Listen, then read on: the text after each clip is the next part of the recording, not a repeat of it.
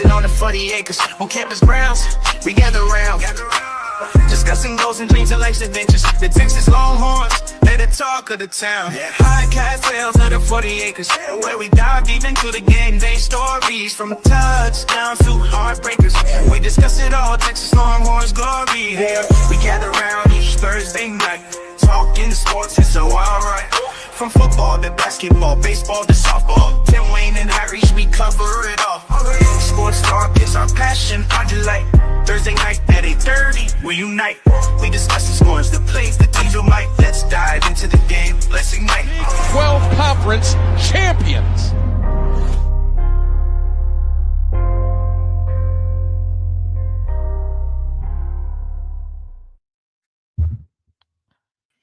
Woo! What's going on, guys? New temporary background. Start of the end of another great season. 7 days later, how you feeling, Tim Wayne?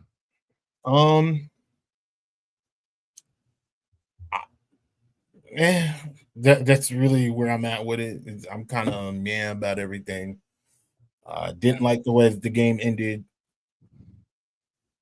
and that's just how it's not. Last year, I was left with a lot of hope, and then this year, I'm like, dog, again. Like, why are we back at this? Why are we back at the same situation? So it's really interesting how we ended up in the same situation. Arguably, both situations, you could argue that the play calling was poor, which led to some bad decisions. And the play calling wasn't okay. The play calling wasn't poor the entire game. No.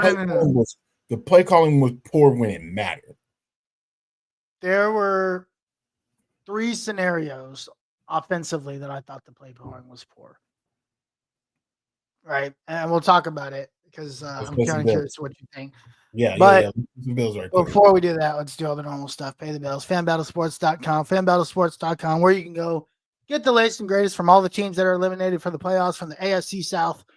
FanBattlesports.com. None of those teams will be in the playoffs after tomorrow. So go check them out. They will write their off-season wishes. Yep. Mine will be a new defensive coordinator, which happened. Thank you. Wait, you got a new also, DC? You got a new DC? Well, they're hiring one. They fired Gus Bradley, so I'm hoping Wink Martindale would be a great pick. I think, in my opinion. Okay. Obviously, I'd also wouldn't mind Robert Saleh, which I don't think they're interviewing Robert Saleh. Yeah, Robert Saleh is on the short He's list. going back. He's going back. I think Robert Saleh is just going back to San Francisco. As a DC? I mean, that's where it was before. I mean, yeah, that makes sense. I know he's on the short list to be interviewed for the Dallas Cowboys head coach. They just got done talking to Kellen Moore. They just got done interviewing Kellen Moore, with the rumor swirling that Dion will be interviewed tomorrow. Oh, for the Cowboys? Yeah. Listen, as soon as rumors came out that Colorado wasn't paying NIL money, and then you saw Travis Hunter say, "Hey, how come I didn't get $10 million?" when the Quinn Ewers stuff came out, It's not looking good in Boulder. Not looking good in Boulder. I don't listen. I don't know what I want. I don't know. I don't want Dion. I love Dion as a Cowboy fan. I love Dion. I don't want Dion as a head coach right now. I would like to see Dion win some more. Yeah, right? Consistency. I would like to see Dion win some more. Now, again, what he did with Colorado last year, I think me and you both understand that was very well what he did. He impressed last year. Yeah, I thought he did great. He did great with not a lot of talent, right? So I would like to see him win. Like, I'd like to see him get in the playoff a couple times. I'm not gonna lie. I'd like to see that. And then let's talk. But with that being said, if he's getting talked to at a later time, that means the Cowboys are still trash. So I don't know what I want right now. Both my teams have ended. I think Deion Sanders. If I were to think about what his next move should be, it's not at Colorado. Like, Colorado is not what it used to be. No. And I don't think it'll ever get back there again. Just because I don't think they're willing to spend what it takes in NIL that some of these larger schools are able to spend in and are willing to be able to spend in. Okay. I think Deion Sanders needs to go back to Florida State. I think I think that's what's best for college football. Yeah, I think he needs to go to Florida State where they are willing to spend, where they can spend. I think with the addition of Deion Sanders, it will bring more boosters to want to spend the money to get NIL deals, to get the players, to get to win the games and do all the stuff they need. Yeah,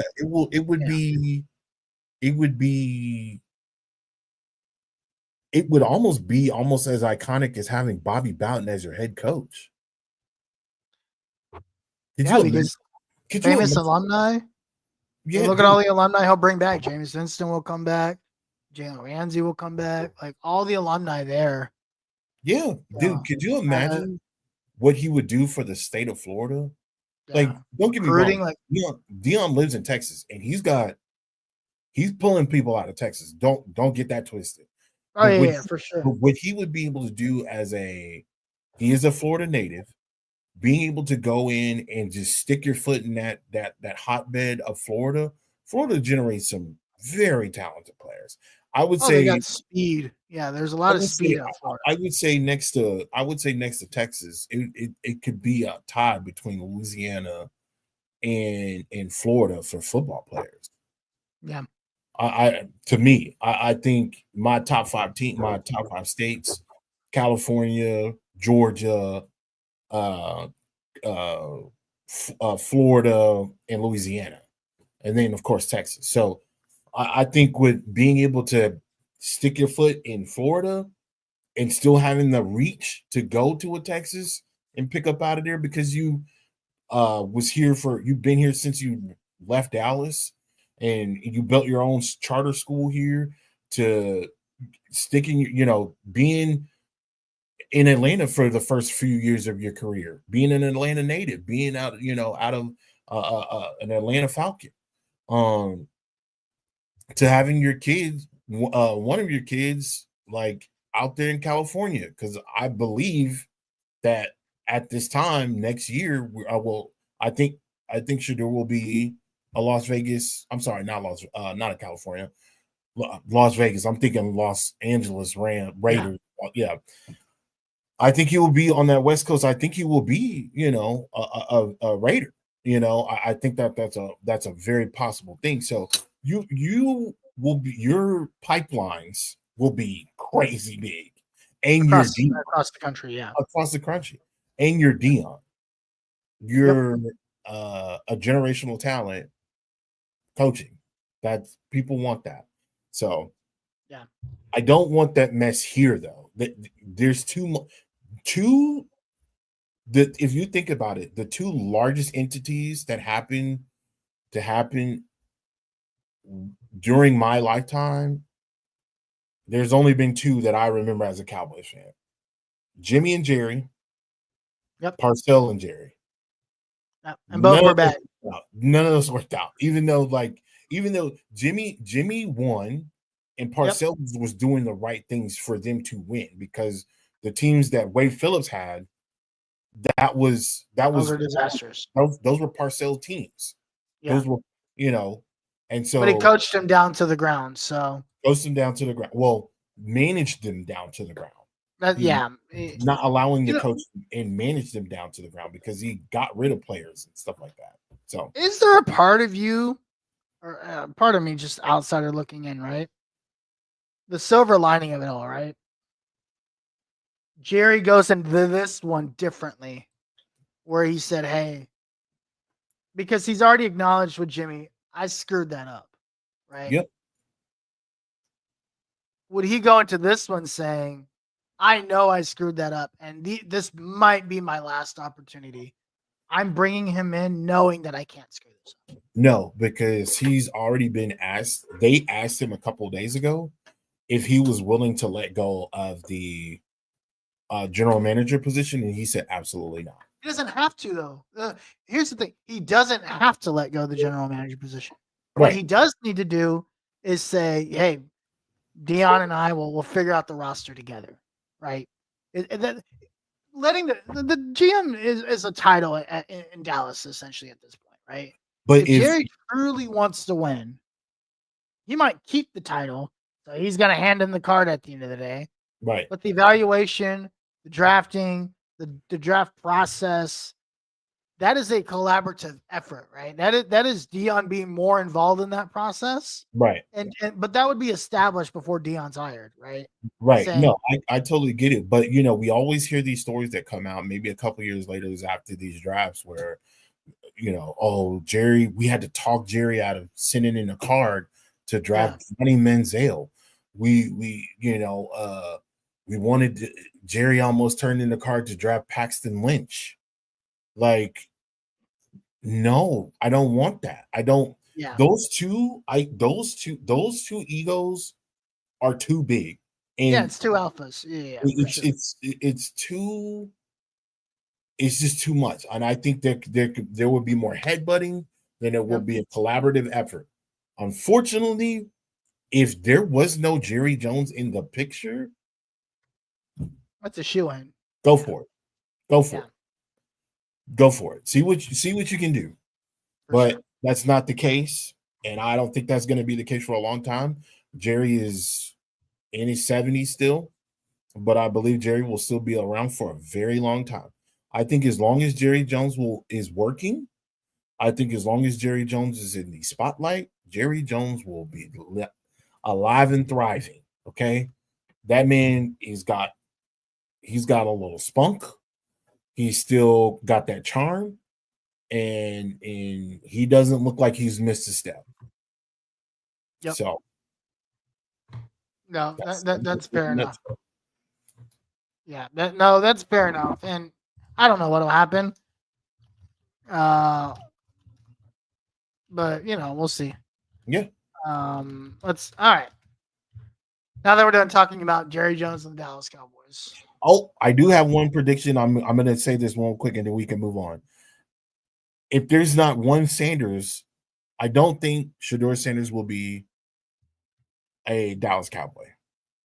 I don't think Deion Sanders will be a head coach of the Dallas Cowboys. But you know who I do think that will be a member of the Dallas Cowboys? Shiloh. Sanders. Think so? I believe that. Where do you think? Where do they draft him at? Third, fourth round. Okay. I think. Right. I think. Listen, there's a lot of defensive backs coming out this year, and we'll get to that as we get closer to February and as we get closer to NFL draft. Nope. And the combine coming, because the combine is coming very fast. The combine is probably like 6 weeks away. 6 weeks away from the combine. We're 6 weeks away from the combine. So really quickly. And there's still guys that are declaring for the draft and things like that. We still got the Senior Bowl, which I believe is after the national championship. Is it after or before? It's after. Okay, so we got that. Those Notre Dame seniors need some time to get there too. Notre Dame, right. Okay, so yeah, you got that. So we got enough time. We got a lot to talk about within the next couple of days. Yeah, for sure, and we'll break all that down. We'll break down this, the senior class. We'll talk about like where does everybody sit, where is everybody at, all that stuff. So yeah, fanbattlesports.com. That's where we are at. Real quick, follow us on Twitter. You guys know that. Follow us on YouTube. 72 subscribers. Shout out to our guy. Steven from Fanatic Perspective. Thank you so much. Like 75 subscribers. We only need 25 more to get to 100. So absolutely. If you guys are in the YouTube comments, like, comment, subscribe. We really appreciate it. And Steven, shout out to you. Thank you for hitting us up like that. We really do appreciate that. Let me get this out the way too. I know it's so much to cover. I want to thank everybody who followed us on TikTok. I was going to get to that next. Go ahead. Our last video, which I've been hesitant to post because, again, I don't want to keep posting and things be in limbo. We do this, we do that. Because, again, I'm trying to figure out where we're going to go. And I don't know if we should go to Instagram. I know we have a YouTube, but it's just like, I don't know where we go next for like that type of content, that video content. Yeah. And so I've been doing my research on where to go and what works where and how things work here versus other things and signing up for betas and things like that. Our last video, do you know how much our last video hit? I think it was like 80. It was 80,000 views. That's awesome. Is insane. So that's again, crazy. We want to thank everybody. It is a bittersweet moment. I'm working on something that we can post kind of like a little bit of a montage, about a minute long, of just some of the crazy things that's been said between me, my guy, and maybe even some of the guests. But it's been a wild ride, and man, we sure do appreciate y'all showing us love. We got over 12K likes with awesome. That one video. We started out, like, I would say before I posted that video, we were right at like 5. Mm-hmm. With that one video, we got over 12K likes. That's what's up. Yeah, really appreciate the support. We'll see what happens. We'll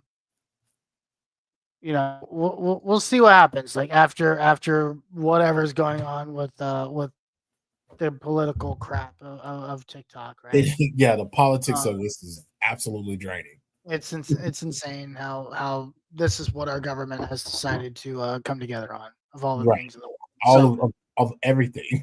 But that's neither here nor there. Really quick question. Mm-hmm. Just kind of random because I found this on Twitter. Have you watched the new Special Forces season? No, I didn't even know that was a thing. Well, it's on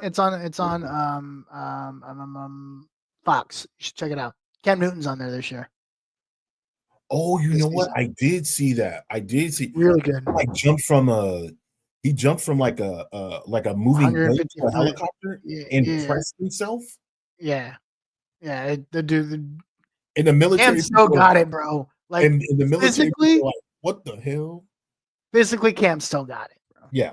The dude is a tank. We know Cam still got it. It's just nobody wants to it's kind Well, of like the Dion thing. Nobody if they wants watch him, if they watch this, that dude could still play, I think. I believe Cam Newton can still play. Like 2 more years at least. That dude could still play. Dude, these quarterbacks that are not physical at all are playing into their 40s. Cam Newton is 34 years old. He can play. Oh, 34. Yeah, he could easily play for another 5 or 6 years if he wanted to. We listen, there's quarterbacks in this league that have had major injuries. They've had shoulder injuries, arm injuries, knee injuries. Cam Newton has only thing that's really hurt Cam Newton is a hamstring. So outside of that, the dude is good. Check it out. Yeah, it's really good. I think we're on the, almost caught up to the most current. Yeah, dude's still a tank. Yeah. Anyway. All right, Tim. Let's talk about the Cotton Bowl. Obviously, Texas goes down 28-14. You know, multiple folks have talked about it over the last week. There's really 3 things that really stood out to me in this game that cost Texas this game. Okay. And Quinn Ewers is not one of them. No, not this. This was not the game for Quinn Ewers. There were, but he is like if I were to say give me your top 4, Quinn's definitely probably 4. Yes. Right? But he's not top 3. Number one thing is after you score a touchdown, the defense. Right. Now, whether it's Gilbo came down on a delayed blitz and he wasn't supposed to. Makuba was supposed to hit the outside and he came inside, which allowed that lane out there for Travion Henderson to get. Yeah. It doesn't matter. The fact that was the call after the kickoff, you had all the momentum in this game. And the fact that was the call was big. Now, I talked about, I think, was it last week or 2 weeks ago? 2 weeks ago, I literally said, when you lose momentum, it is so hard to get back. Yeah.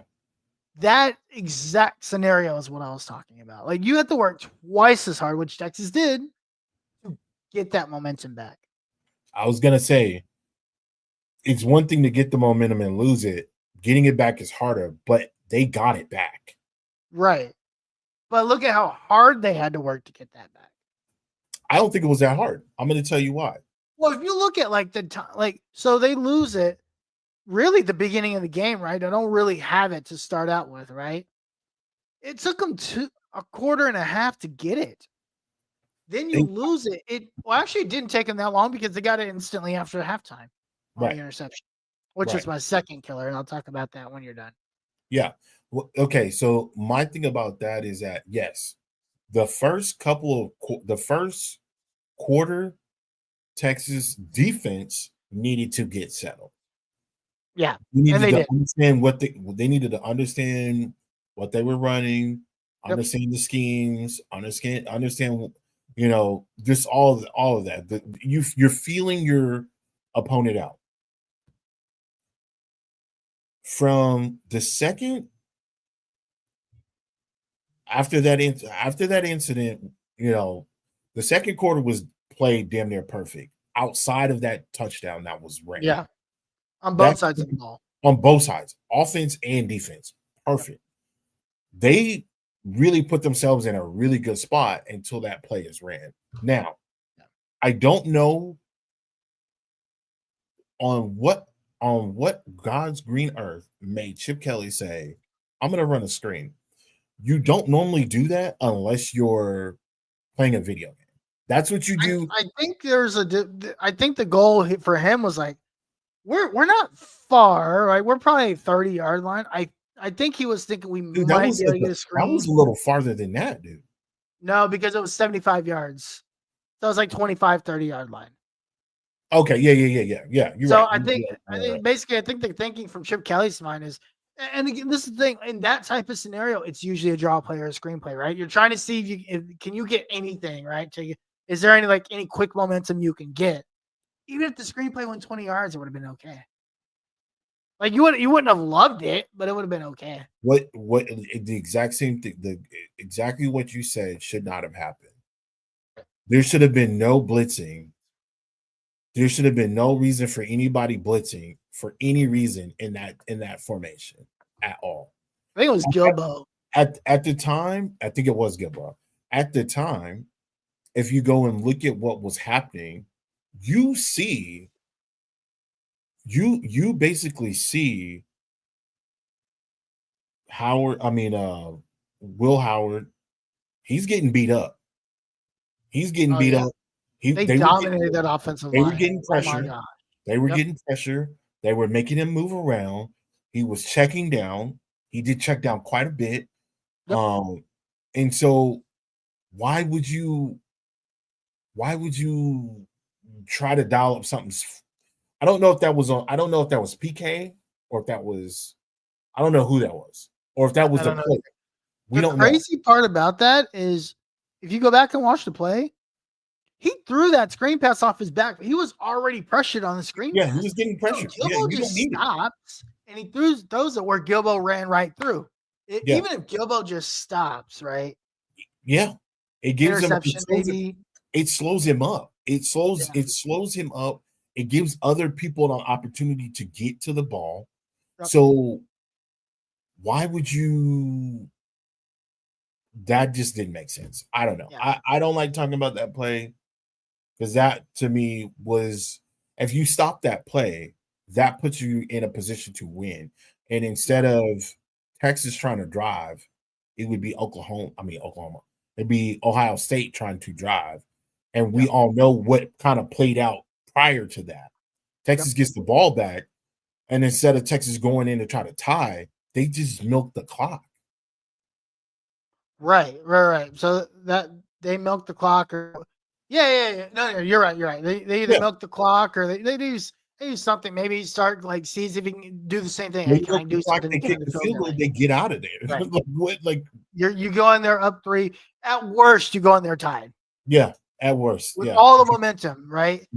Yeah. The second thing I thought was huge, and nobody talks about this. You come out. This is where they got the momentum back, right? You come out. First drive, you get an interception. Yeah.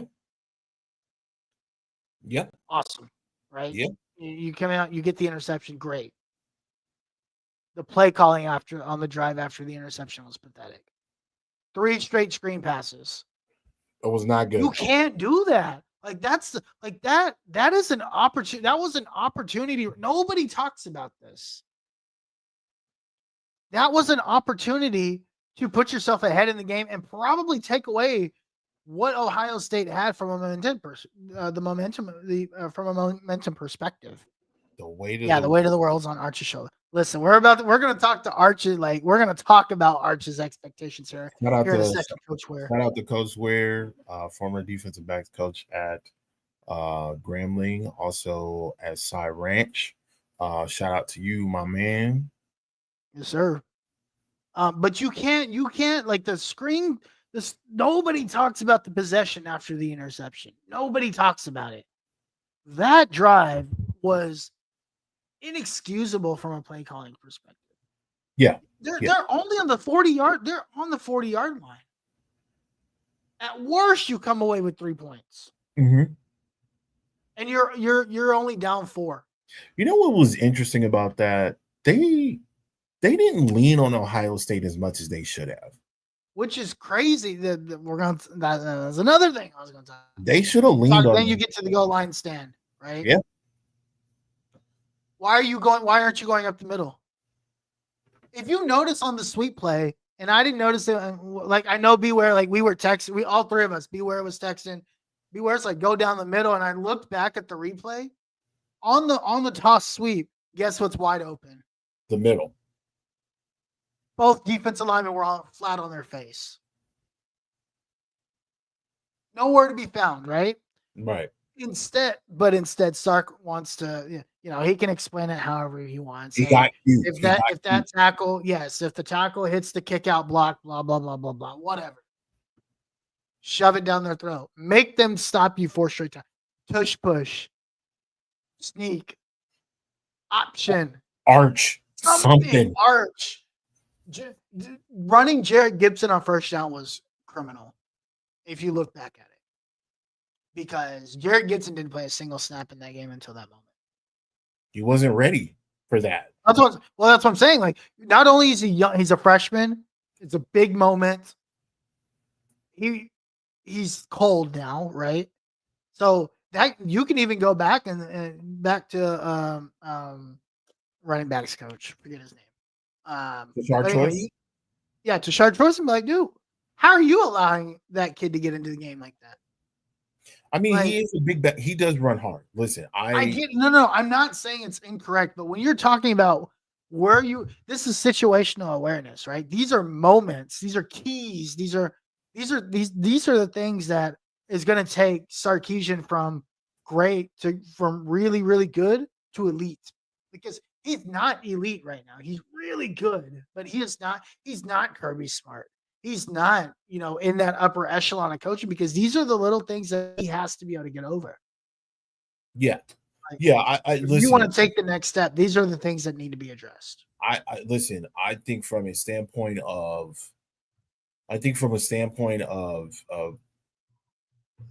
being on the 1 yard line,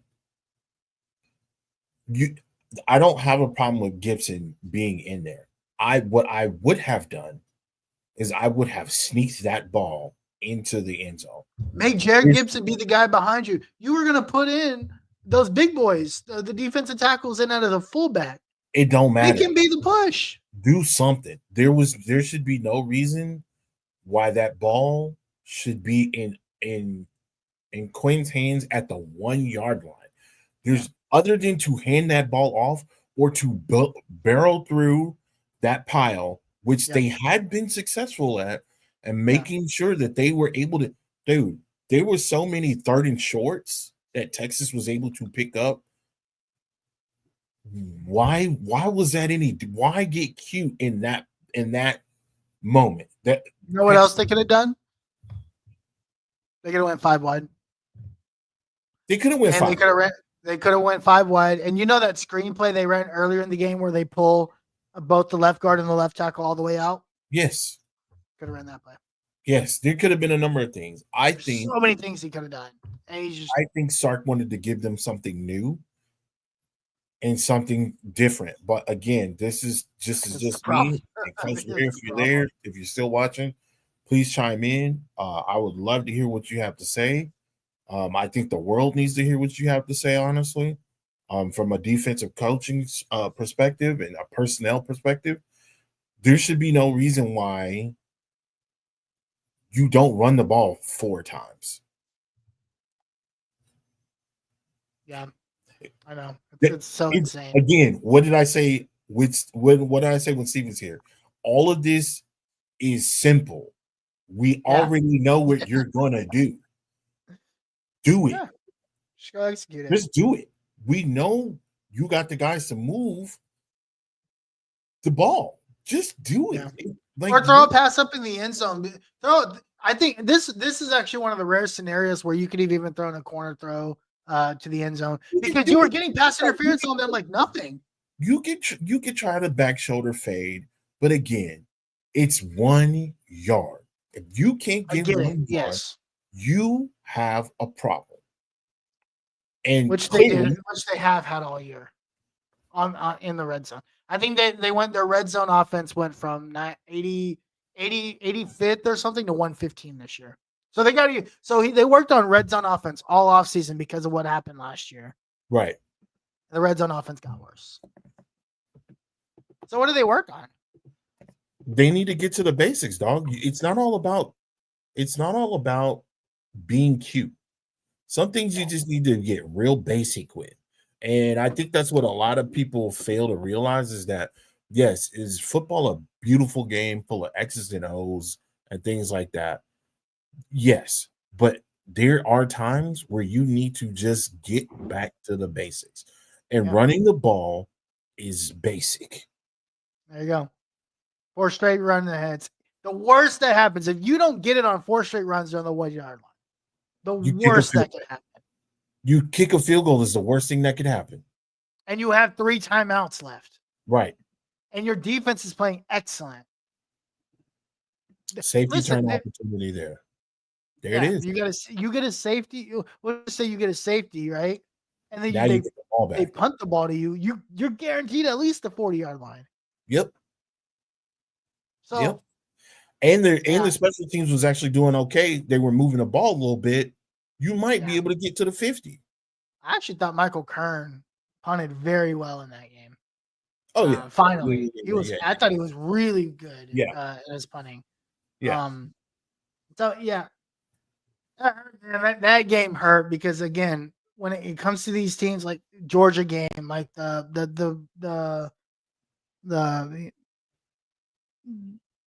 Ohio State game, there was another game, the first Alabama game where last week we talked about this was another opportunity for Sarkisian to kind of like overset the expectation. Mm-hmm. Once again, he failed. Yeah. Once again, he had an opportunity to exceed the expectation, right? I think he met the expectation we had as a fan, as I had, you had as a fan base is get back to the semis, right? Because that's a level of consistency you can map up on. Mm-hmm. If you get to the national title game, you've exceeded expectations. Right. I think this is the third time Sark has failed to do that. He has yet to say, I'm going to take a step before you guys expect me to take a step. I think he was just outcoached, period. And I think Ryan Day outcoached him. You know what? Ryan Day, this playoff, Ryan Day is taking this playoff run seriously. Like he's taking it to heart. Because his job is on the line, bro. Sure, I get it, but you had the opportunity. Regardless of what we like to think as Texas fans, they wanted to walk him out of that building for losing to Michigan the way that they did. They got dog walked. Yeah. Michigan, a 5-7 Michigan, dog walked Ohio State, the Ohio State University, dog walked them in their own freaking stadium.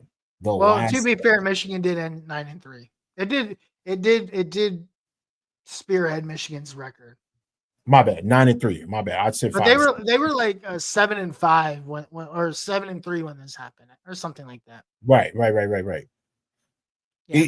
Regardless, it leaves a bad taste. No, if they lose, it leaves them a bad taste in their mouth. Because if they beat Michigan, I would say that they would go to the Big Ten championship. They win the Big Ten championship, and then have an opportunity to have that bye week.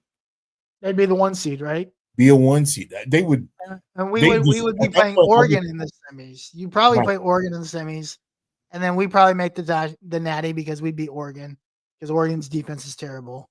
And you know, there we are, but we're not there. That is not our reality. Right, we're not there. So, but anyway, I think those are the 3 like main keys that I took away from the game. Is there are 3 big opportunities Sark left, and that really that's the game. That's like we said, it wasn't going to be a high scoring game. They weren't going to. I knew Jeremiah Smith was not just going to come in here and have a 100-yard game. I knew he wasn't even going to have 100. That's the other thing that's really frustrating about this win. Really frustrating about this game. The dude had 3 yards. Jeremiah Smith had 3 yards.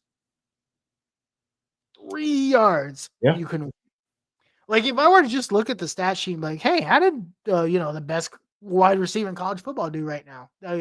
How did he do? Oh, 9 catches, 3 yards. So Texas won by 3 touchdowns, right? Nah, they lost by 2. They lost by 14.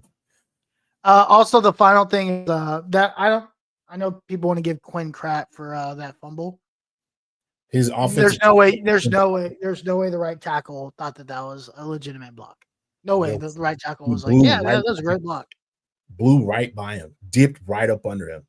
That's how he gets to leave the NFL, or that's how he got to leave college. Cameron Williams, his last play was getting absolutely just manhandled on the last play of the Cotton Bowl. Yep. So, yeah. But hey, we move. It is now. We close that chapter. Before we move on to the next thing here, I got a quick question for you. If you were to give this season a grade, what would you give it? I still think it's an A season. I still think it's an A season. I think it's a B. I think it's B. I think here's the thing: if you win if you win the SEC title of the Natty, it probably pushes it to an A plus, right? However, if you look at what you had to face this season, right? You had to go into a new conference. I don't care what the schedule says. You had to go into a new conference. Nobody thought you had any hope of winning. You had to deal with your starting quarterback in and out of the lineup multiple times this year. Yep. Right. I don't care who the backup is. Right. He was in and out of the lineup. The guy that you went into the season who was playing really, really well up and down this year. Right. You had some challenges on the defense you were unsure of. And yet, after all of that, you still get to the SEC title game. Mm-hmm. And you still get to the same place that you were in last year with the team that probably on paper wasn't as good. That's an A season to me. Like, the only reason why it's not an A season is because at any point in time you needed to exert your dominance, right? Your dominance. If Texas beats Georgia at any point, whether it's in the regular season or the SEC championship, it shows that Texas had taken the step. Now, in my eyes, because Texas hasn't taken a step, we end up exiting out of the semis for the second consecutive year in a row on to what is usually the weirdest plays that happen towards the end of the game. I think now you haven't built on anything. You don't. You have to beat Georgia. That should be the number one thing. Beat your rivals, beat Georgia. That should be number one on the list every year.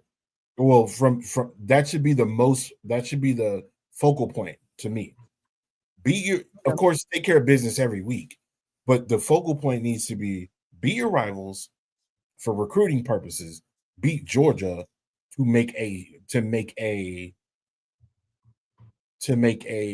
statement. You need a statement piece. Next year, you're not going to be so forgiving.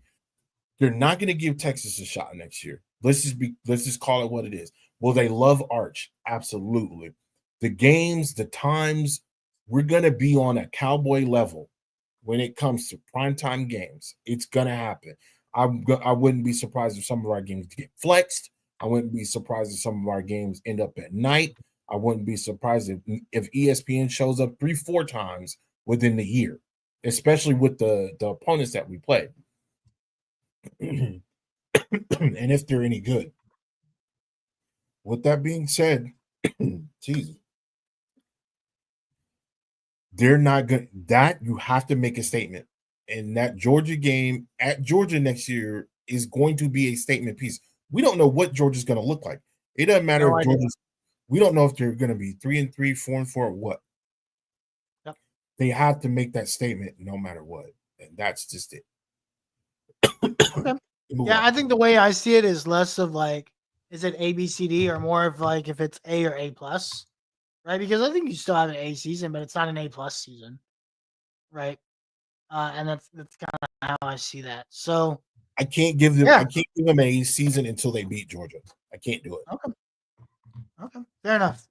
I can be okay with that. All right, Tim. Let's talk a little bit about transfer portal. God.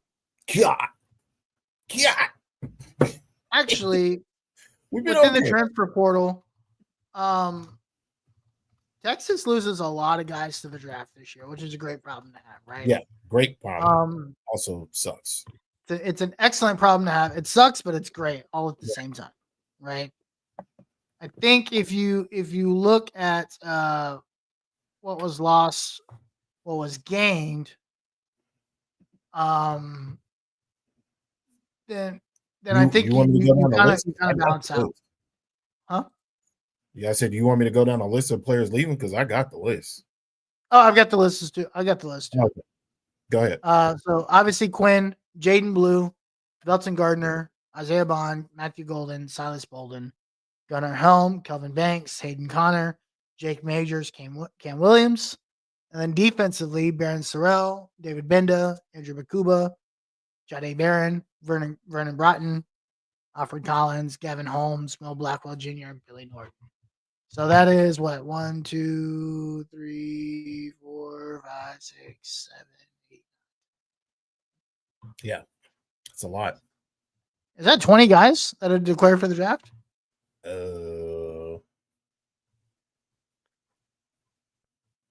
Yeah, 20.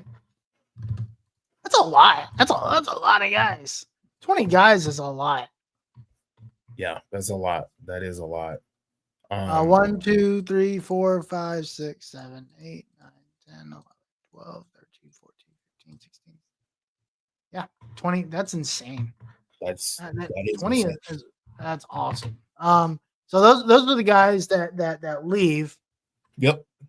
Now, look, some of that is like guys got older, so they ran out of eligibility, whatever, right? Yeah, for sure. I'm not terribly worried about that because that's uncontrollable. Obviously, some of those guys you knew were gonna leave, like Kelvin Banks, you knew was gonna leave. Cam Williams, you had a pretty good idea. Quinn, you had a pretty none of those guys are surprising that they left, right? Right. Now here are the guys that enter the portal. Obviously, Amari Niblack, Jonte Cook, obviously, Sadir Mitchell, Justice Finkley, Javion Cole, Tio Ali Savea, Aaron Bryant, Darian Gillette, Tosali Akana, and then Jory Bledsoe. So that's 6, 1, 2, 3, 4, 5, 6, 7, 8. That's 10. The Sadir Mitchell and Amari Niblack are very confusing. Oh yeah, and Amari Niblack, right? So when you look at that list, like not really a lot of starters. Sadir Mitchell's a depth guy. Jonte wasn't really playing anyway, so it doesn't matter. Well, okay, so then the reason why the Jonte Cook thing, the Jonte Cook situation is kind of weird because it's like Jonte Cook could have definitely stepped up to replace. Oh, for sure, easily. Jonte could have played this year. Jonte, I think if you think about it, because Isaiah Bond really got nicked up around the Florida game. Yeah. Around that Florida game. And he was a little banged up throughout the season. Yep. The first half of the season he did pretty good, but that second half is where he started to get hurt he gets hurt during Oklahoma. Right. That's the game he gets hurt. Yeah. So having Jonte and Jonte stepping in would have been really good because one, I don't think we try to rush Bond back. I think we give him the time that he needs to really get healthy. Well, and again, you got a high ankle sprain.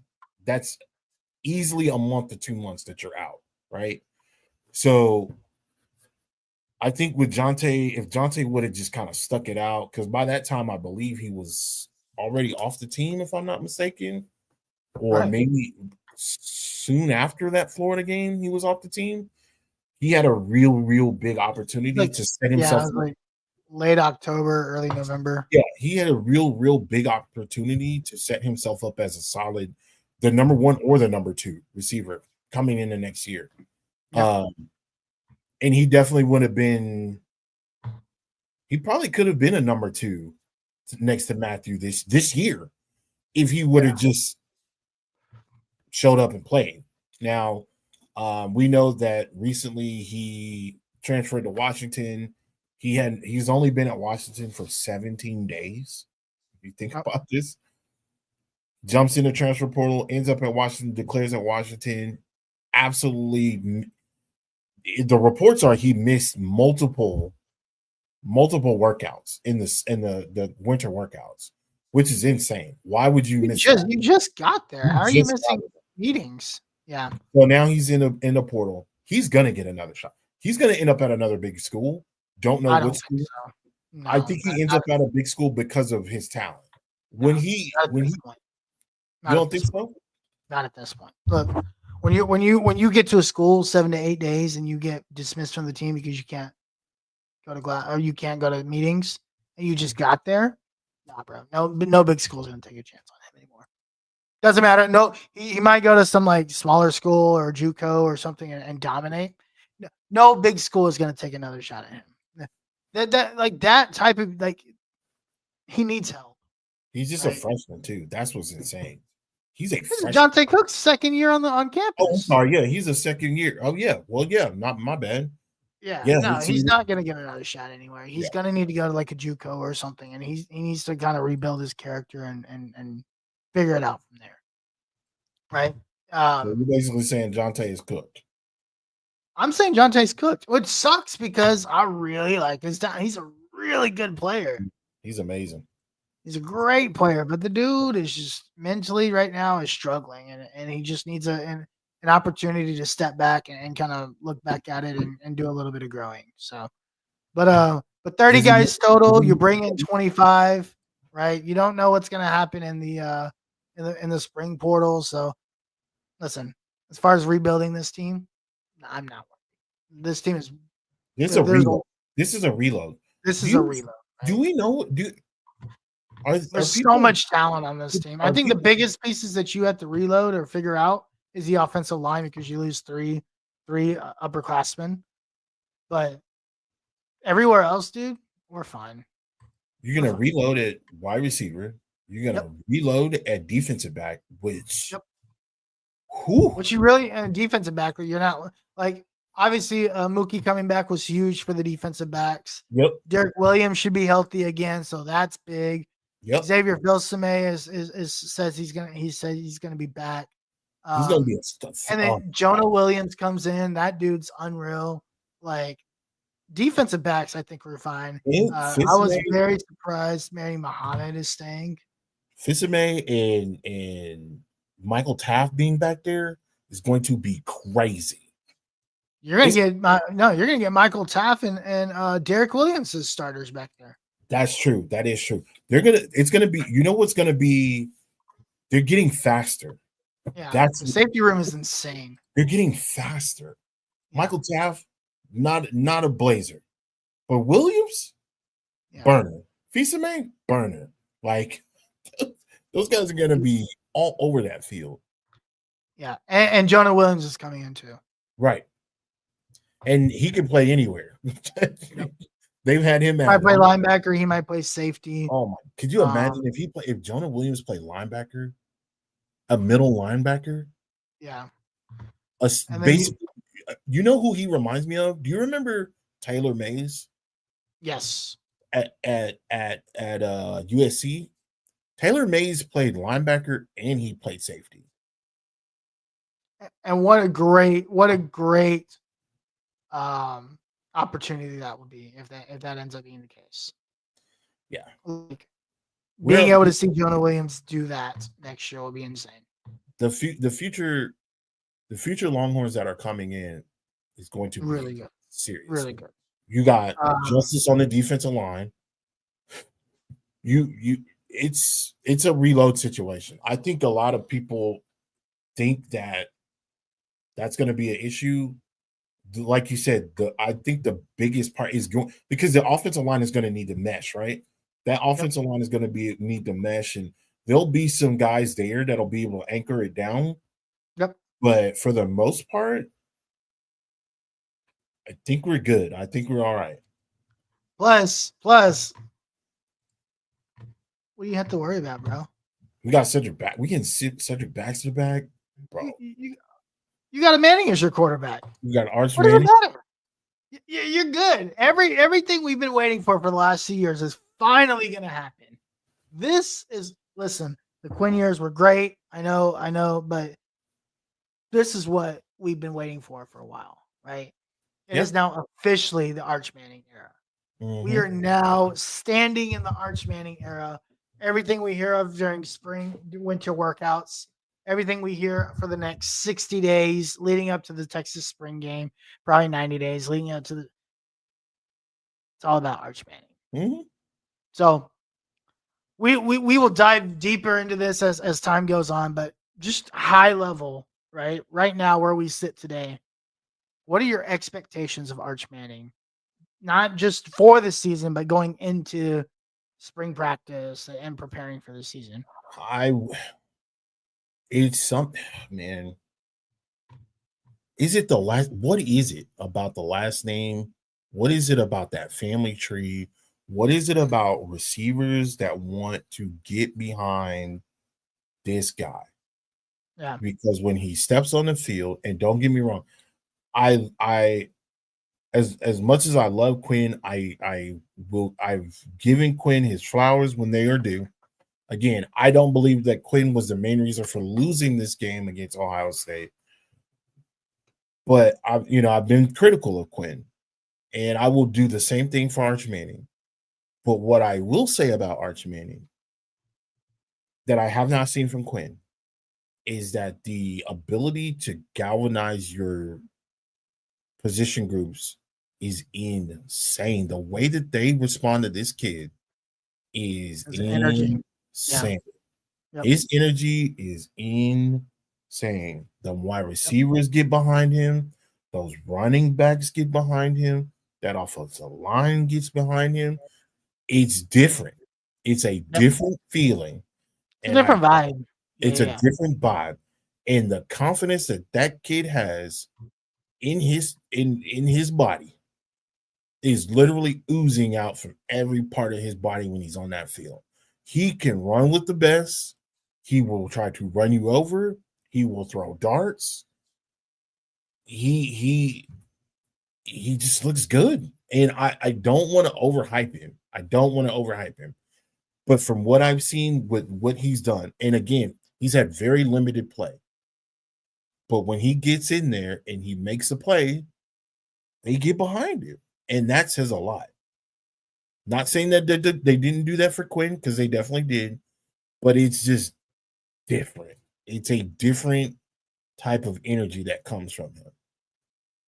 You've seen him come out and look like a reliever pitcher, and the entire stadium goes nuts, including the opposite team, where they go nuts to see this guy come out and play.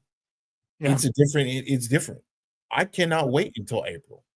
I cannot wait to go to spring practice to very excited ball. I also want to see Diabell throw the ball. I also want to see KJ Lacey throw the ball. But we all know that stadium is going to probably. We've seen it in the past. Yeah, that stadium will sell out. It will be 80,000 people to see that guy throw the ball.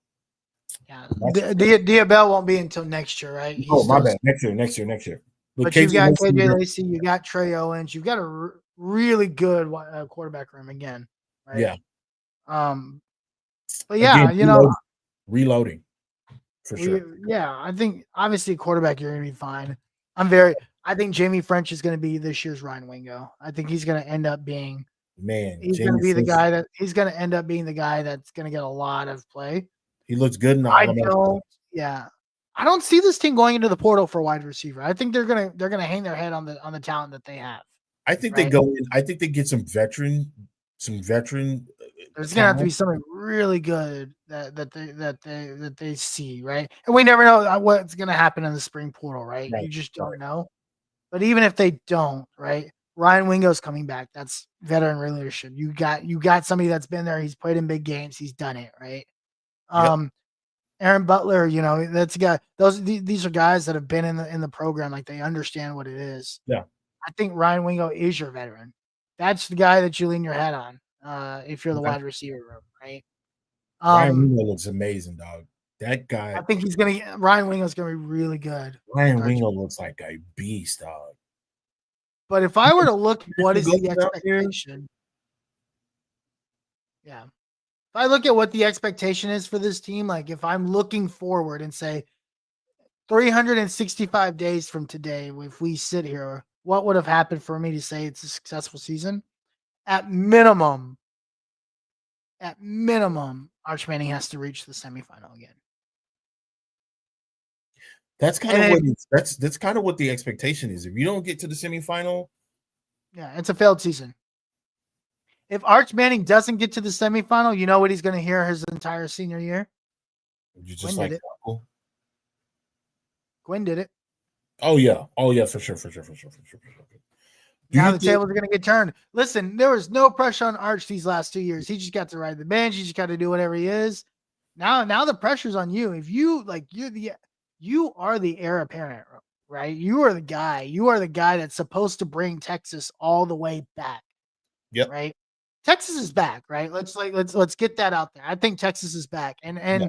when you say is Texas back, it's are they consistently competing at a very, very high level? Well, yeah. I mean, win the Big 12 championship game, get to first year in the SEC, get to the SEC title game. You don't win it, right? Right. You get to the semifinal in more games. Like you had to win more games to get there this year. Yeah. Like you were better off getting to the semifinals the way you did, regardless of who you played this year, than you were last year because you weren't just picked to do it, Right. right? You had to win games to get there this year. Yeah. Right.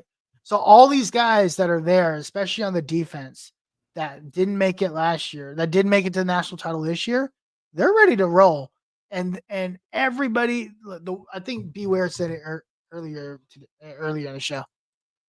The weight of the world is on Arch's shoulders. The expectation is so high, and the expectation for Sarkisian is so. You could argue the expectation for Sarkisian is get over the hump because now, because what did you hear all this year? Well, if Arch played, we would have made the national title. Yeah. Yeah. So the you pressure's talk gonna through that. build. I'll be right back. The Keep going. I'll be right back. All right. But yeah, the pressure is now on Arch's shoulders. We're gonna hear a bunch of things. We've already been hearing things. If you haven't been here, keep it up here. There's definitely been rumblings. As soon as that game was over, hey, this is now Arch's team. This is now what this is. Arch takes over. The Arch Manning regime has started, and now, I mean, with the talent that you have coming in, I would expect that you should want to get to a semifinal and eventually a national championship. Not saying that he needs to do it next year. Would I love that? I think we all would. But what we would expect is at least a semifinal appearance. And with that being said, if you get to a semifinal appearance and they so happen to lose, I'm going to say going into Arch's final season, if he decides that he wants to come back, which I think he will do, I think the expectation is a national championship, especially if they continue to roll in the talent that they've had. Again, Diabell will be the next guy up behind KJ Lacey and coming into Texas. Don't know if they're gonna stay. Again, I think Diabell and KJ Lacey are both two talented guys, but that final season, I'm going to expect from Arch, especially if they get to a semifinal and they lose again. I'm expecting them to get to a national championship. You know what it tastes like. You've been there. As a leader of the team. So your next step should be, I want to get to a national championship. That is to me a natural progression. Again, I would love Texas to get to a national championship next year. For Arch Manning to win the national championship in year one, with a possibility for him to come back this season for his second season and defend that national championship. Oh God. Man. That's what you're praying for, right? Right. And again, Eli, Archie Senior, I guess Grandpa Arch, yep. and Peyton have all been in big games, and so you want to continue that trend. How great would it be to have all of those guys there? Your uncle, your dad, your uncles, your dad, and your grandfather there as you hoist up a national championship. That would be insane. That's first year as a starter. That your first year as a starter is a photo op that will live forever, not just in the eyes of Texas, but just in college football and sports in general. Yeah. So until your cousin comes up, right? Like until one of your cousins come up and they Right. do the same thing somewhere, right? Right, for sure. If Arch wins the national title next year, Stark will be vindicated. Like, Oh, for sure. I want to look at this from Stark's perspective, right? Like Stark, Quinn was very special because he felt like he had a mission, right, to get Quinn to where he wanted to prove a point. Quinn played a very pivotal point in all of this. Oh yeah, turning everything around. Right. Yes. Yeah, absolutely. Yeah. But if Stark wins a national title with Arch, the narrative changes to it goes from I was trying to prove to you that I could do it with Quinn to look what I can do when I get what I want. Right. This is what it looks like when I get what I want. Right. That's the difference, right? Yeah, for sure. This is the reason why I can get any quarterback I want because look at that guy. Right. And if you look at the number one quarterback in the 27 class, I think, at the state of Texas, Colton Nussmeier, he's a lefty, but man, that dude can fling it. I don't know if you've seen him. Yeah, I've seen him. That kid can fling it. Colton Nussmeier is really, but that's post Arch. Right. Coach KJ Lacey and probably or Diabell, whoever takes over after that. But if Texas wins a national title next year, I'm telling you right now, they're winning one. Right. They're definitely winning one. I don't know if it's next year or the year after, but they're definitely winning one. My guess would be if I were a betting man, it won't be next year, it'll be the year after. Because Ryan Wingo's a senior or a junior. Jamie French is a sophomore. Those guys, in the insane amount of talent you have on offense. Like you will have in 2 years from now, do you remember how like Sark had those 4 wide receivers at Alabama? That's what we're about to have. Yeah. We're gonna have those 4 wide receivers. That's what I was going to all be on campus next year. That's what I was mentioning while you stepped away here, that in a situation where you come in as a starter, you're going to have a loaded wide receiver team. So yeah, anything less than a semifinal is not good. Not with the talent that you've brought in. A lot of people would say that that's a fail. If you don't even win it, let's say if you don't even win it or get close to winning it, that's a failure because of the talent that you brought in. So it's a big task. It is a big task. Yes, and we will be there to cover it all. We will bring it to you live, front and center, here. And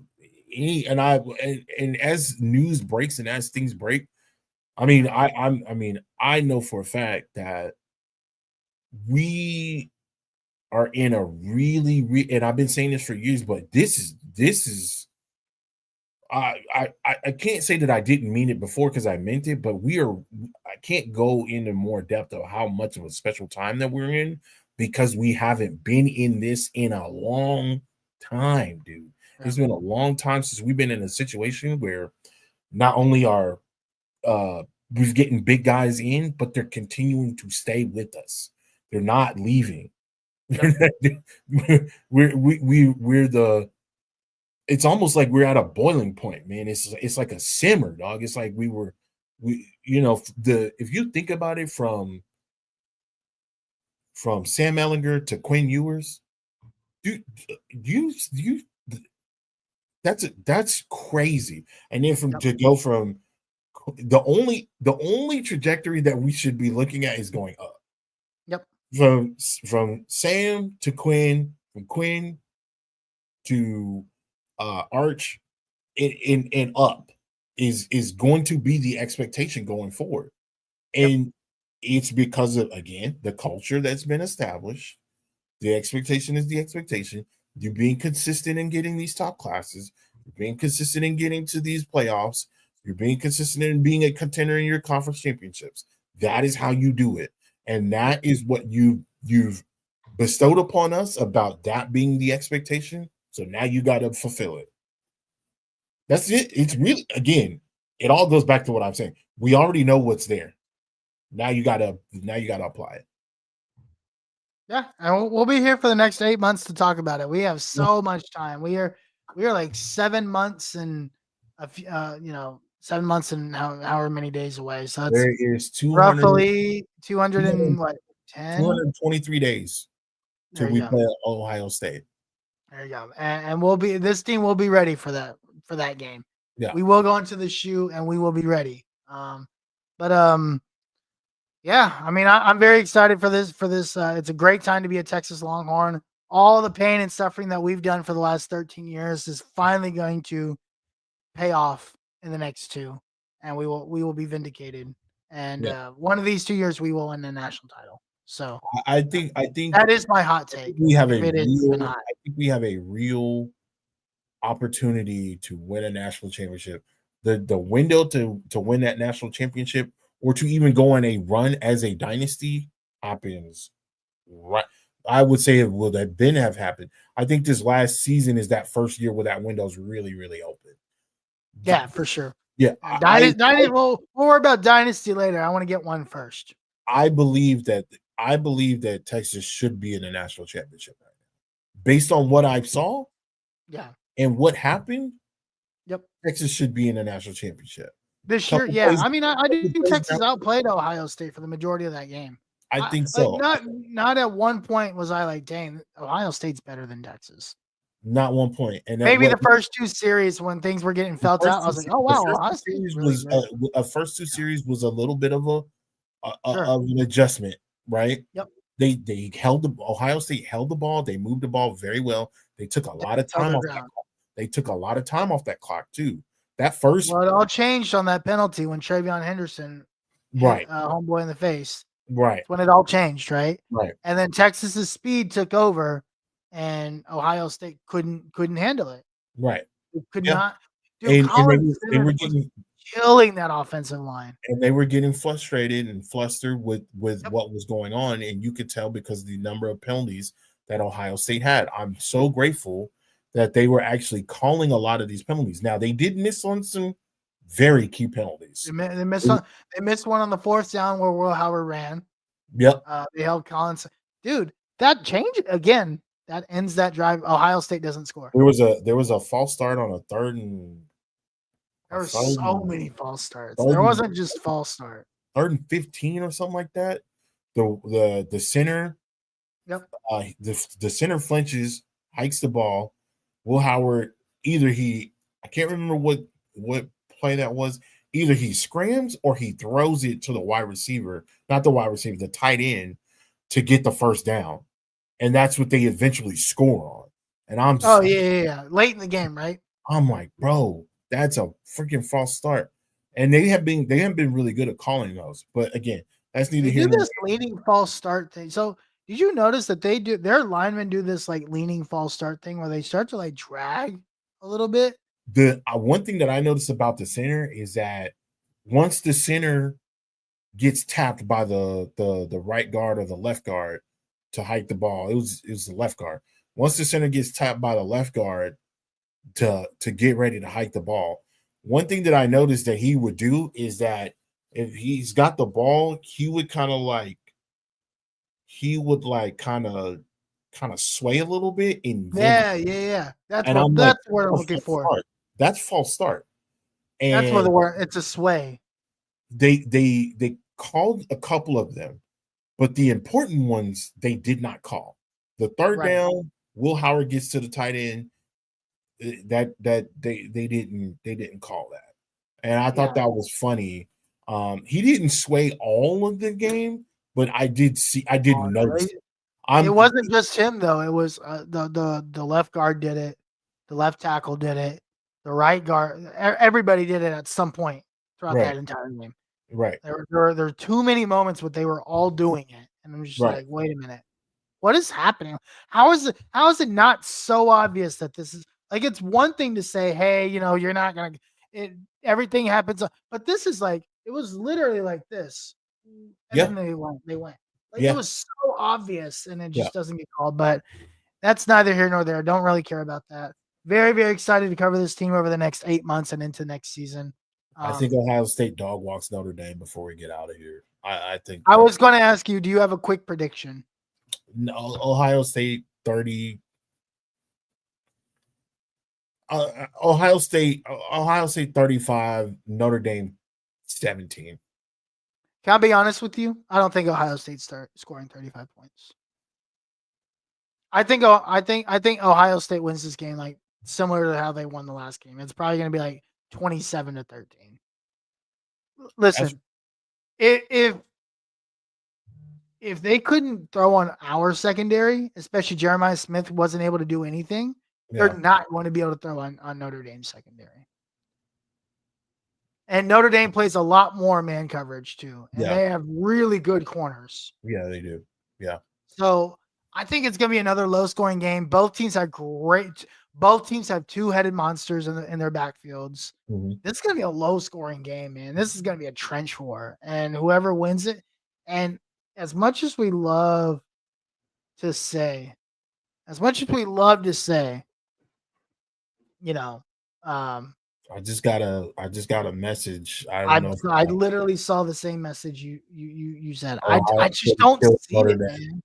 There's just Notre Dame's defense is I'm not saying it's as good as Texas because Texas has a lot of. Oh, they got some dogs. Notre Dame's got they got a really good defense, man. And both of these offenses, minus the wide receivers, Will Howard and homeboy, what's his name?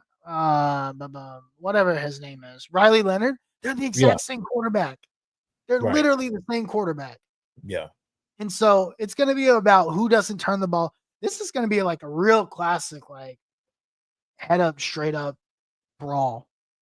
Yeah. Because of the way these teams play. They're almost mirror images of each other.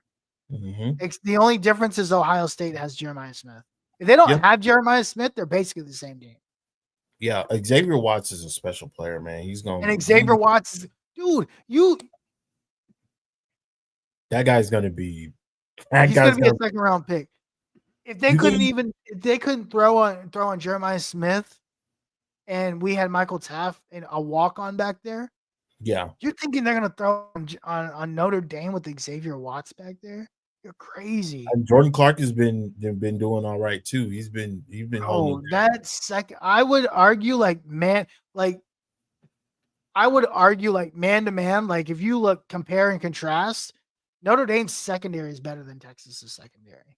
Yeah. Like if you look personnel wise, now Texas's secondary is better because of the scheme, right? Yeah. But if you look like personnel wise, Notre Dame's secondary is better. Yeah. We also got, some Texas talent out there. We got Leonard Moore from a true freshman, like a freshman. He's out of Round Rock. So he went to Round Rock High School. So I remember hearing about him going to Notre Dame again, another kid. Yep, another Texas kid. Big corner. I don't expect him to play, but just remembering him going to Notre Dame and I was actually kind of shocked. He had a couple teams on his trail, but another Round Rock kid, another one of those homegrown talent guys out there playing for the Ops. So, and then Ohio State, they just keep wrecking. They got Texas kids everywhere, man. Ohio State got Texas kids everywhere. So, but I think Notre Dame wins, but I don't see it. It's the same stuff that we heard all last week. Oh, Notre Dame, no, Ohio State's going to dog walk Texas. Dude, this is the only national title that I was convinced that somebody was going to dog walk somebody in the last 10 years was I knew Michigan was, Georgia was going to dog walk TCU. Like I was not surprised, right? Even last year's game, like Washington kind of kept that a game late in that game. Yeah, for sure. Yeah. Do you think Jeremiah see something similar to that? Do you think Jeremiah Love rips a new one in Ohio State? Bro, if even with a their offensive line, dude, Jeremiah Love is again with a bum leg. Dude but he's had 10 days to rest. Yeah. It's not like it was like a bad injury. He just was banged up a little bit, right? I mean, he had on a knee brace, so that says a lot to me. Yeah, but 10 days is a lot of time. Yeah, no, that's fair. But he was. And you only need it for one more game. You only need him for one more game? Yeah, he's a sophomore though. He's young though. Yeah. So And anyway, they have another running back too. I just don't think it's going to be the big blowout people think. Yeah. Like I don't think the talent discrepancy is that big between Notre Dame and Ohio State. That's fair. So, especially and listen, Ohio State's defense is good from a scheme perspective. Mm-hmm. But if you break down like every level of their defense, they have Xavier, they have Caleb Downs, right? Mm-hmm. You have the two defensive ends. Really, everybody else just kind of fits in. Not a lot of talent, like from a pure defensive talent standpoint. There's not a lot. It's just a really good scheme. Yeah. So, anyway, also, regardless of what happens, Texas is interviewing Ohio State's defensive coordinator for or not Texas. The Colts are interviewing their defensive coordinator for position 2. So, okay. Yeah, I think Chip Kelly's going to be gone after this year. If they win if Ohio State wins the national championship, Chip Kelly's getting another head coach job. He's gone. I don't think Chip Kelly wants to be a head coach. He voluntarily left UCLA. UCLA was ass. I mean, they were ass because he made them ass. I think with the proper, with a bigger team, I think if a bigger team with a bigger and a better conference calling, I think he goes. Who's out there like that? Who's hired? Who hasn't hired yet? That's currently vacant that fits that build. I don't know. I think a lot of teams. I think there will be because usually by now, coaching carousel is pretty much over at this point. Yeah, but they try to keep those. There's a number of teams that'll try to stay open until after the national championship. I don't necessarily know who's available. It has been a lot of moving parts going on, a lot of people moving. Again, to circle back to the Cowboys, they're talking about Bill Belichick and how he might not even be. He might get hired as a Raider. He might get hired as a Cowboy. How he shouldn't even be in college. We don't know how that's going to work out. So, he could stay and commit to being at North Carolina, but money talks. So, Bro, there's like no big time program jobs open right now. What do you see that's open available? Nothing. So here's the thing. Obviously, North Carolina was 1, right? They hired Bill Belichick. UCF was 2. They hired back Scott Frost, right? Okay. West Virginia's 3. Guess who they hired? Rich Rod, right? Rich Rod goes home. Yeah, Rich Rod. Purdue's 4. They hired Barry Odom, the UNLV head coach, right? Wake Forest was open because they go get Jake Durkin from Washington State. Right. Fresno State hires Matt Entz, the USC linebackers coach. Then Appalachian State hires Joe Loggins. Never heard of him. South Carolina. Oh, the South Carolina OC. Interesting hire. East Carolina. They took South Carolina's offensive coordinator? Yeah. Ooh. East Carolina hires they just made their interim head coach the head coach, right? Okay. Marshall hired the North Carolina State defensive coordinator. Dan Mullen is the UNLV head coach now. That should be very. That was a great hire. That was an excellent hire. I just got a text message that says Dion goes to Dallas. Chip Kelly goes to Colorado. Ooh, that's interesting. Did we get the same text message? Yes, we did. That's interesting. I like it. I like that. I like the Chip Kelly to Colorado. I like Chip Kelly to Colorado. Especially, bro, I think Dion should stay. You know why? Why? They got not Keaton Slovis, the guy from the quarterback from Liberty. Yeah. I love that guy. That quarterback, that dude is really good. And he can scoop. He can do And all. he can scoop.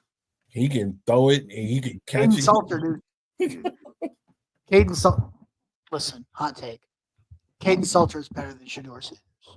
Oh.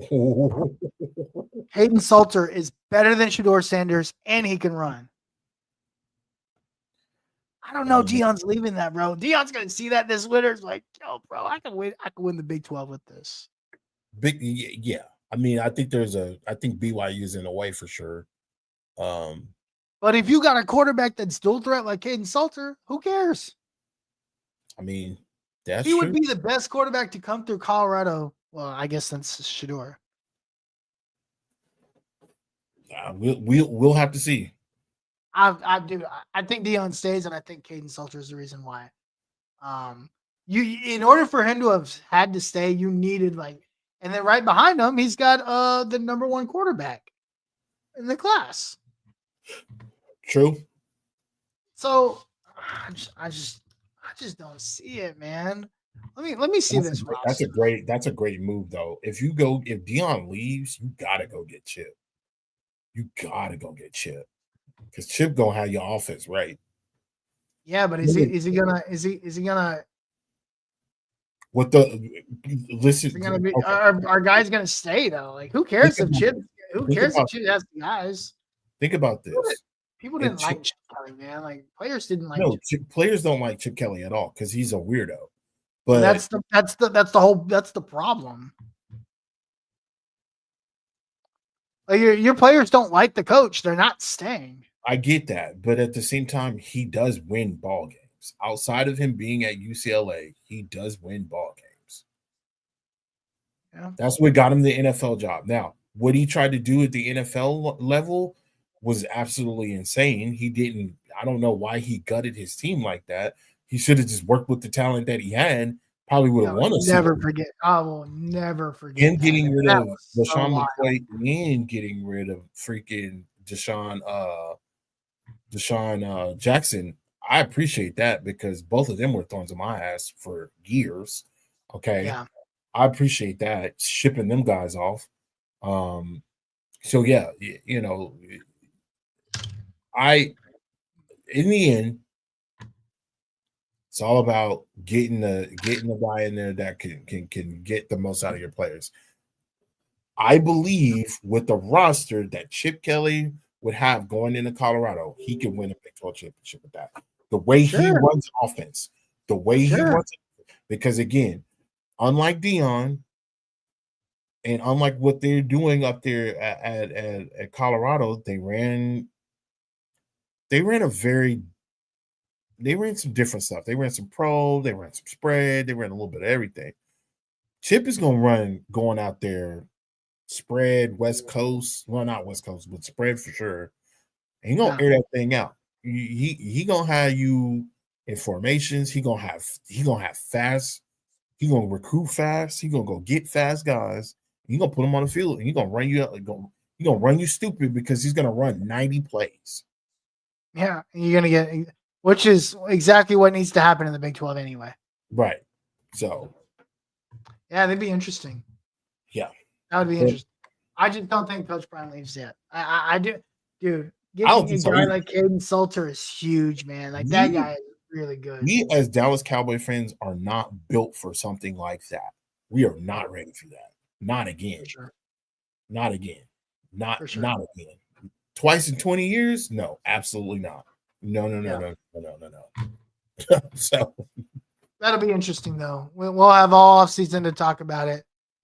Tim, let's get out of here. We said 30 minutes. It's been an hour and a half. It was close enough. Yep. Where can the people find you? You can find me at Tim Wayne. Man, again, shout out to everybody for chopping it up with us during the season. We definitely have grown and built a stronger community.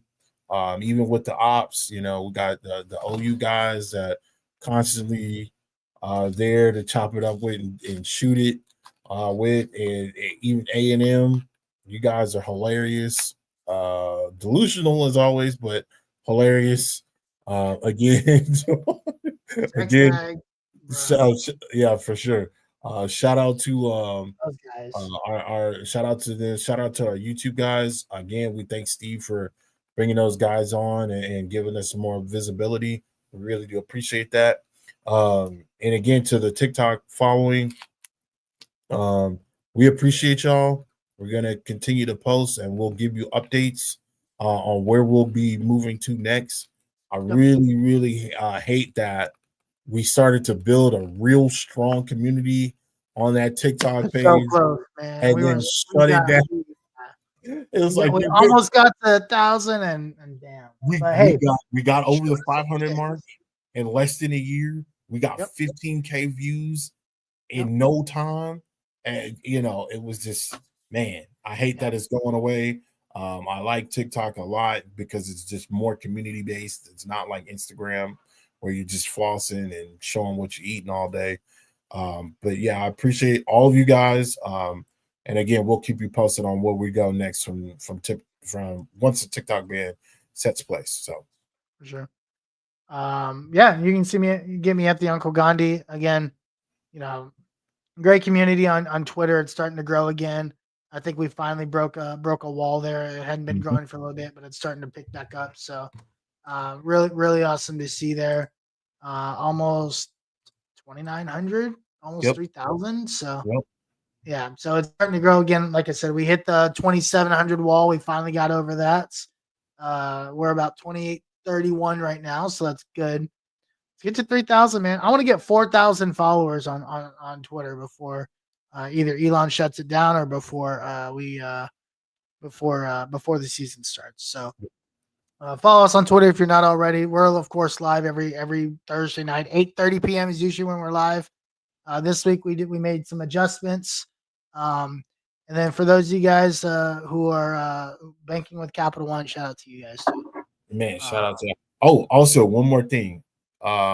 We knew that this was going to happen, but EA Sports did announce that they're going to have a college football coming out this year.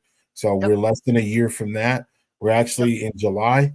So we're about 6 months out from a new college football game. So as we get closer to that, if anything breaks and we're able to get Matt on here, friend of the show, Matt is the voice of the college football nation, but he's also very, very, very knowledgeable with NIL. So make sure that you guys go follow Matt.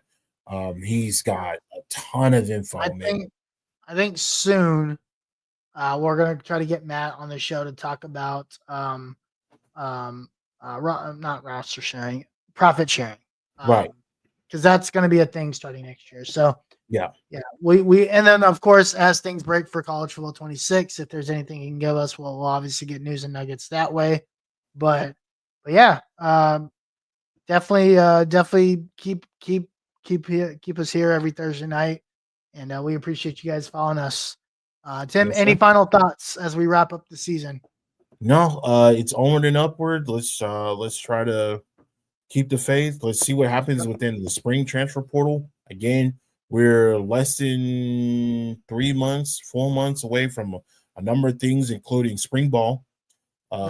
We've got the NFL draft on the 24th of April, and we've got the combine coming up here and the Senior Bowl. So all of that stuff we will definitely cover. We will definitely have information on it as we look to see our Longhorns transition from college to the pros.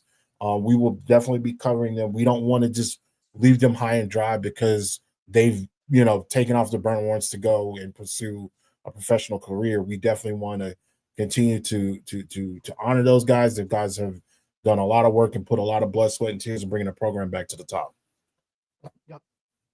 I think the only thing that I would say is get ready. This roller coaster is about to take off, and we're about to have a lot of fun. And all the pain that we've suffered over the last 15 years, actually, like the previous 13 years minus the last 2, is about to pay us back. So get ready. It's gonna be a lot of fun. Also, shout out to Texas basketball beating OU again because that's what we do best. By the way, what is do you know? Yeah. What is the record combined of Brent Venables, the OU basketball coach, right? Or sorry, football coach, and Porter Moser, the OU basketball coach. What do you think their combined record is against Texas in those two sports?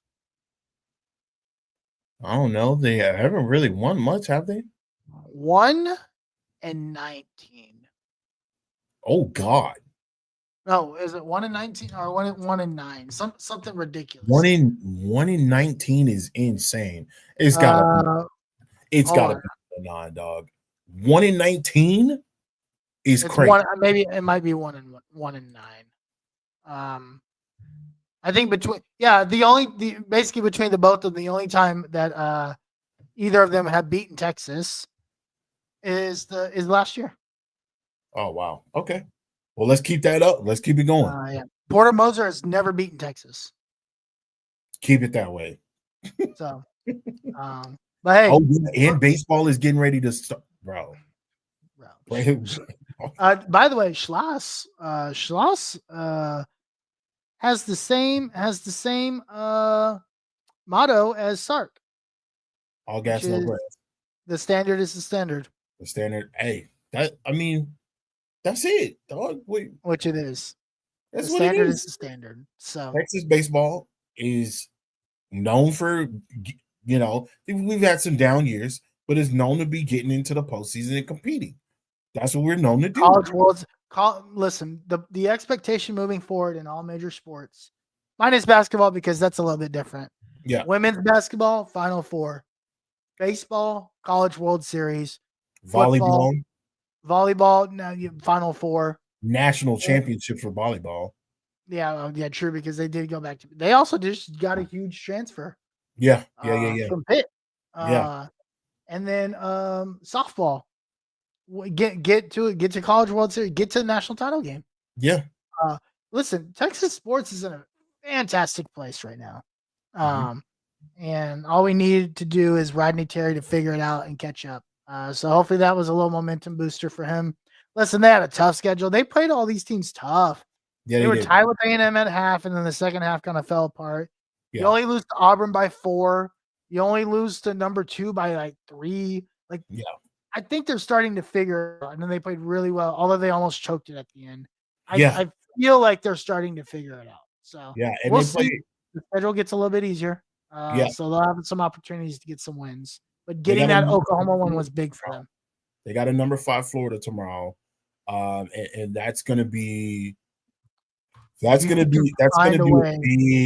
big if they can pull that win off, I think people, start to give them a little bit more respect. Well, because that Oklahoma win was a quad 1 win. So yeah. You get the Florida win, then I think you lock yourself for the tournament at that point. Okay, that's. I mean, that's a top. Isn't Florida ranked number 5? Florida is ranked number 5 currently. Yes. So that's a top 5 win. Like, what else do you need? I mean, you would kind of want a couple more wins in conference. Oh yeah, for sure. Yeah. But if we're talking about, hey man, obviously you don't want to go. These would be the only 2 games you win, right? Right. But if you win that game and they continue on a positive course, and you end up with 7 wins in the conference, right. Yeah, regardless, it's going to be a good game. I'm going to be tuned in tomorrow. It's going to be that's going to be a true test, man. Because Florida ain't no joke. So they're really good, man. Florida basketball is good again. That's fun to see. Man. That game, by the way, is tomorrow. I think it's in Gainesville. 3:00 tomorrow. Yep. So and it is on ESPN. So but anyway, we're out of here. My name is Harish. That's my guy Tim Wayne. That's out of here. Peace. Joe Gabriel. Go home. Touchdown like the end zone.